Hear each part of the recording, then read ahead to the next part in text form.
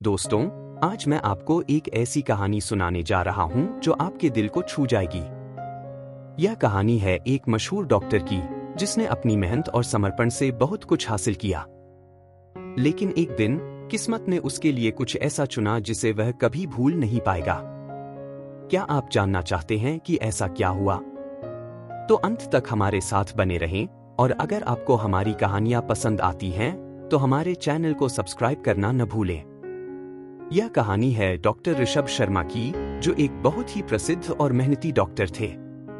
उन्होंने अपनी मेहनत और लगन से चिकित्सा के क्षेत्र में कई मुकाम हासिल किए थे। आज वे एक बड़े अंतर्राष्ट्रीय सम्मेलन में हिस्सा लेने के लिए विदेश जा रहे थे।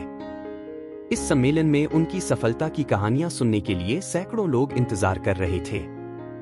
यह वही पल था जिसका इंतजार उन्होंने वर्षों से किया था। लेकिन किस्मत को कुछ और ही मंजूर था। ठीक उसी समय जब वे अपनी मंजिल के और करीब आ रहे थे, मौसम अचानक खराब हो गया। विमान को आपातकालीन लैंडिंग करनी पड़ी। डॉक्टर ऋषभ बहुत नाराज और निराश हुए। वे सोच रहे थे कि उन्होंने इतने सालों तक इस पल के लिए मेहनत की और अब इस खराब मौसम की वजह से सब बेकार हो जाएगा। डॉक्टर साहब हवाई अड्डे पर गुस्से में इधर उधर भाग रहे थे जब एक युवा यात्री ने उन्हें सलाह दी कि उनकी मंजिल यहां से 3 घंटे की दूरी पर है। अगर वे टैक्सी ले लें तो समय पर पहुंच सकते हैं। डॉक्टर ऋषभ ने तुरंत टैक्सी ली और अपनी मंजिल की ओर रवाना हो गए।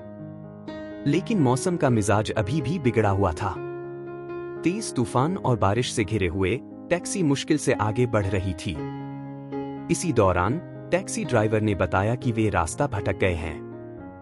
अब वे एक छोटे से कस्बे में थे और यह साफ हो गया कि वे अपनी मंजिल से बहुत दूर आ गए थे। डॉक्टर साहब का गुस्सा और निराशा बढ़ने लगी, लेकिन धीरे धीरे उन्होंने स्थिति को समझा और सोचा कि शायद किस्मत ने उनके लिए कुछ और ही योजना बनाई है।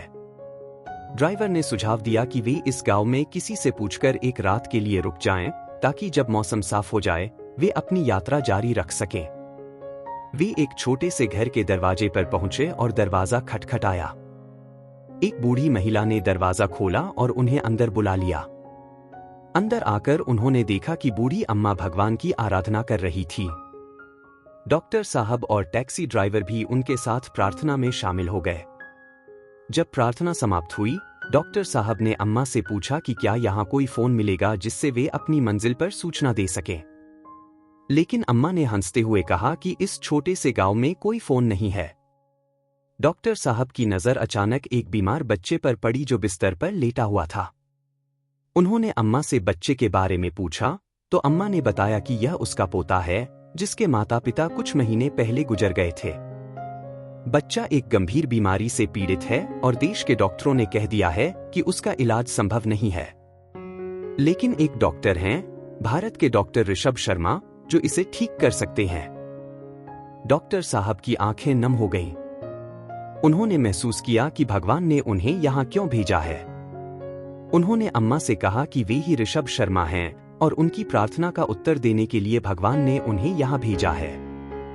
डॉक्टर साहब ने तुरंत बच्चे का इलाज शुरू कर दिया और 1 महीने तक उसी गांव में रुककर उसकी देखभाल की। उनकी मेहनत और समर्पण रंग लाए और बच्चा धीरे धीरे ठीक होने लगा। 1 महीने के बाद वह पूरी तरह से स्वस्थ हो गया।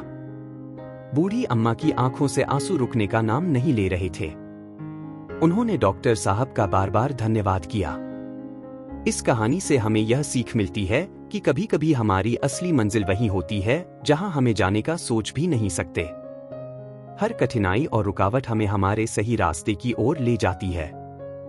अगर आपको हमारी कहानी पसंद आई हो तो कृपया हमारे चैनल को सब्सक्राइब करें और इस वीडियो को लाइक करें। हमें आपके समर्थन की जरूरत है ताकि हम ऐसी और प्रेरणादायक कहानियां आपके लिए ला सकें। धन्यवाद।